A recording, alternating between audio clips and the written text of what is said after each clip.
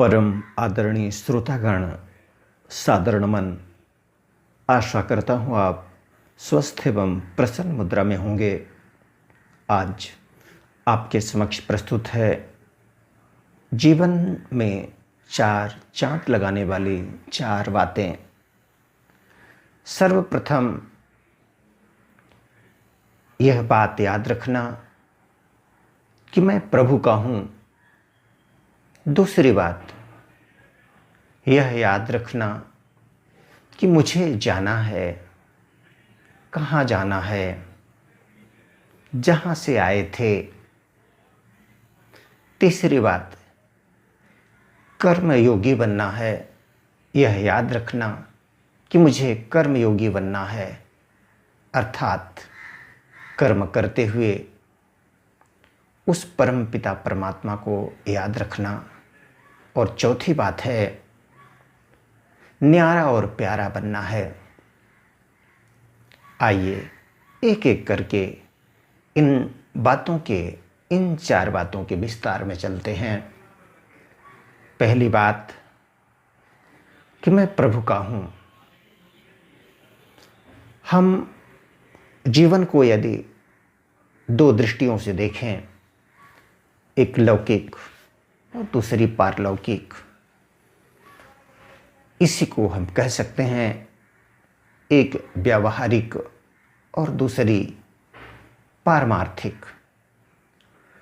तो व्यावहारिक या लौकिक जिसे कह सकते हैं, इन दोनों दृष्टियों से देखें तो हम सब स्वयं को विभिन्न संबंधों में बंधा हुआ पाते हैं। हम किसी के पुत्र या पुत्री हैं, किसी के भाई या बहन हैं, किसी के यदि जीवन वैवाहिक है तो पति या पत्नी हैं, किसी के माता पिता हैं, और इसी तरह से विभिन्न संबंधों का जो जाल है उसमें हम स्वयं को बंधा हुआ पाते हैं।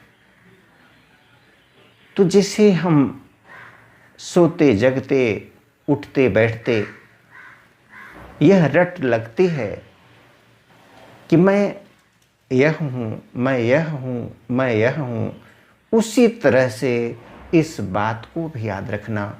लौकिक दृष्टि से जो विशेषण, जो एक उपाधि नाम हम अपने आप को देते हैं, उसी के साथ में एक और नाम देना कि मैं प्रभु का हूँ। मैं किसी का माता पिता हूँ, किसी का भाई बंधु हूँ, किसी का आदि आदि विभिन्न रूप में जो स्वरूप है मेरा, उसी के साथ में पारमार्थिक दृष्टि से देखें, अलौकिक दृष्टि से देखें तो मैं प्रभु का हूँ, सबका होते हुए भी। और यह अत्यंत महत्वपूर्ण बात कि मैं प्रभु का हूँ, क्योंकि जब मैं यहाँ नहीं था, इस संसार में नहीं था, तो ये रिश्ते नहीं थे। हम इस संसार में आए, ये रिश्ते बने, लेकिन ये रिश्ते एक समय सीमा के अंदर ही निभते हैं। इन रिश्तों की एक समय सीमा है। उस समय सीमा के पार होते ही इन रिश्तों से दूर कहीं हम चले जाते हैं। और इसलिए यदि हम ये याद रखें कि मैं प्रभु का हूँ, मैं लौकिक दृष्टि से सबका हूँ, व्यावहारिक दृष्टि से सबका हूँ, विभिन्न रिश्तों से बंधा हूँ, लेकिन एक पारमार्थिक रिश्ता है कि मैं प्रभु का हूँ, मैं प्रभु की संतान हूँ। परम पिता परमात्मा से हमारे सारे रिश्ते हैं। जिस तरह से इधर रिश्ते हम देखते हैं, उसी तरह से उधर भी होते हैं। ऐसा नहीं कि यह कुछ नया है। जब हम कहते हैं त्वमेव माता च पिता त्वमेव त्वमेव बंधुश्च सखा त्वमेव त्वमेव विद्या द्रविणम त्वमेव त्वमेव सर्वम मम देव देव। सब कुछ तो कहते हैं, हम कहते हैं कि हे प्रभु आप मेरे सब कुछ हो। तो बात यह है, पते की बात यह है कि यदि हम उन सब के साथ में यह याद रखें कि मैं प्रभु का हूँ, तो हम निर्लिप्त भाव से और शांत भाव से लौकिक जीवन को जीते हुए और अलौकिक जीवन को भी संवार सकते हैं। हमारा लौकिक जीवन अच्छा सध सकता है, हमारे क्रियाकलाप उन्नत हो सकते हैं, क्योंकि हमें यह याद है कि मैं प्रभु का हूँ। और जब प्रभु का हूँ, सबका होते हुए भी प्रभु का हूँ, तो मुझे प्रभु के पास जाना भी है। आइए दूसरी बात को देखते हैं। दूसरी बात है मुझे जाना है। हम कहते हैं ऑफिस जाना है, घर जाना है, बाजार जाना है, मुझे यहाँ जाना है, मुझे वहाँ जाना है।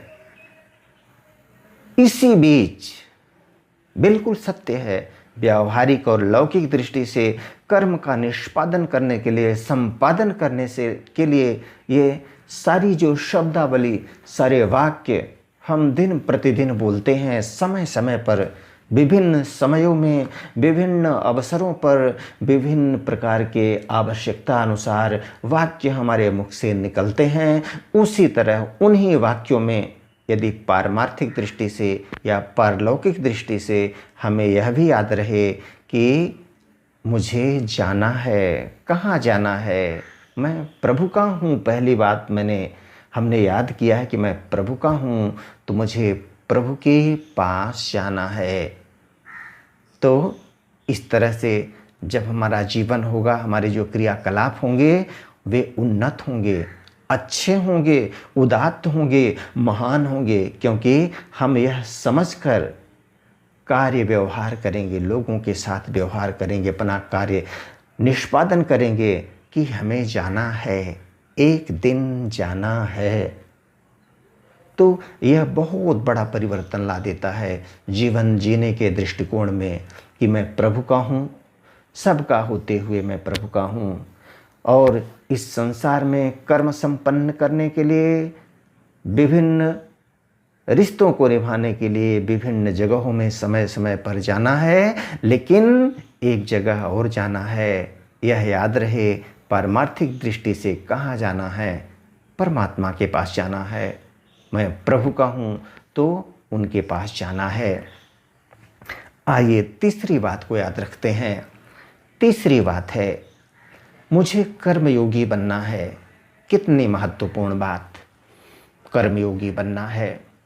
योगी का अर्थ यहाँ बहुत ही प्रचलित और पारंपरिक अर्थों में नहीं लेना है इसको, कि कहीं गुफा में, कंदरा में बैठकर और ध्यान योग में मस्त हो जाना है, व्यस्त हो जाना है।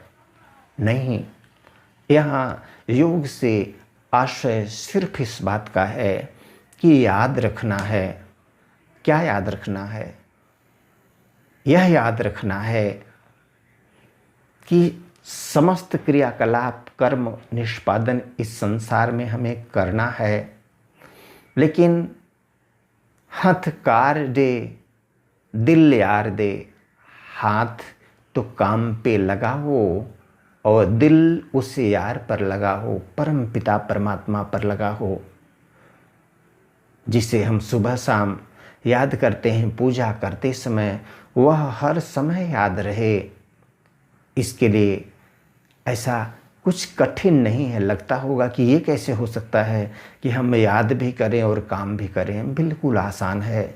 क्या हम काम करते करते किसी भी पल माँ को याद करें या किसी को भी याद करें, तो याद करने में क्या हमें कुछ बहुत करना पड़ता है? नहीं, पल भर में याद आ जाती है। जिससे प्यार होता है, अपने जो भी रिश्ते हों, तो जो प्रियजन है वो काम करते हुए भी अपनी आँखों के सामने आ जाते हैं, अनायास ही आ जाते हैं। आइए उदाहरण लेते हैं। एक माँ का छोटा सा लल्ला या लल्ली किसी दूसरे रूम में माँ उसकी परवरिश करके तेल मालिश करके और लिटा देती है। और माँ को और काम भी संपन्न करने होते हैं। तो वहीं किचन में खाना बनाते से किचन में खाना बनाना हो या कोई भी और भी काम करना हो, तो वह लल्ला या लल्ली कहीं भले ही दूसरे रूम में रहे, लेकिन माँ काम करते हुए हर पल उस लल्ला या लल्ली से अटैच्ड रहती है। इतना गहरा कनेक्शन होता है। वो ऐसा कभी भी नहीं होता कि काम करते और भूल जाए। हमने देखा होगा व्यवहार में,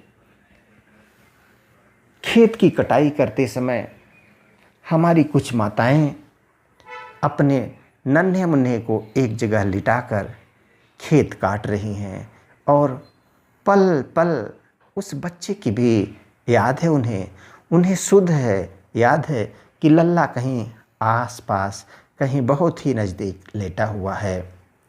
इसी तरह से जब हम काम करते समय काम करते चलो, नाम जपते चलो, हर समय कृष्ण का ध्यान धरते चलो।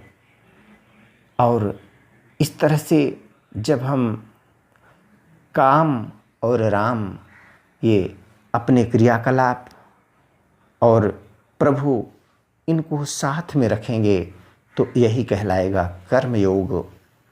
जब हम योग को, प्रभु की याद को अपने कर्म में शामिल कर लेते हैं तो हमारा इस प्रकार का जो कर्म है वह कर्म योग बन जाता है।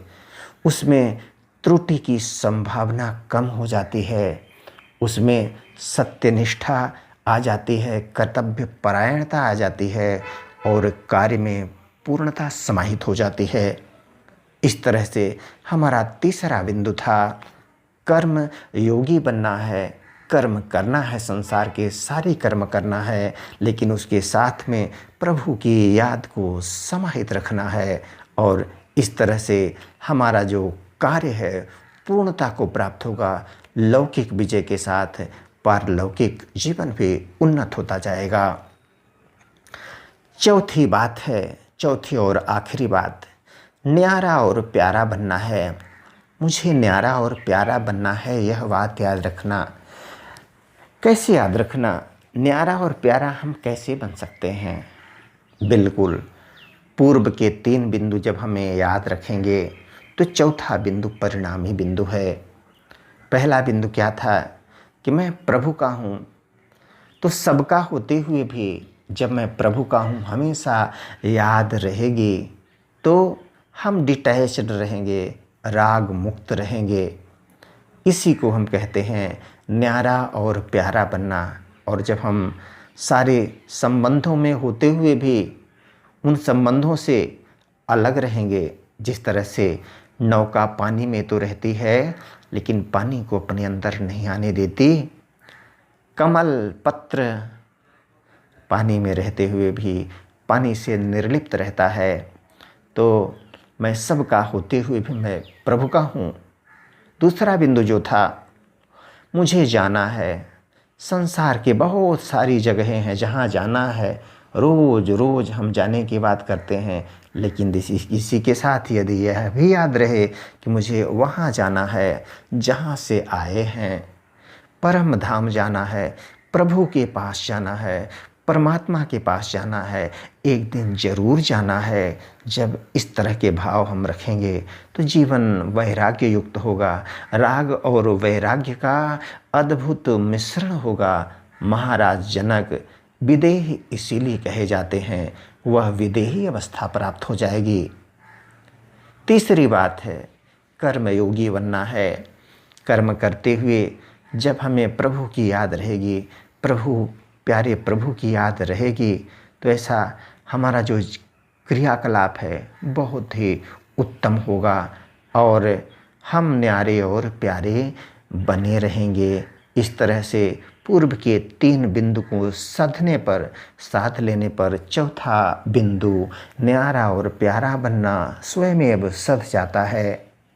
आज्ञा दें, इन्हीं बातों के साथ मिलेंगे पुनः। नए प्रसंग के साथ। तब तक के लिए स्वस्थ रहें, प्रसन्न रहें। वीडियो देखने के लिए धन्यवाद एवं आभार। जय हिंद, जय जगत। आपका जीवन मंगलमय हो।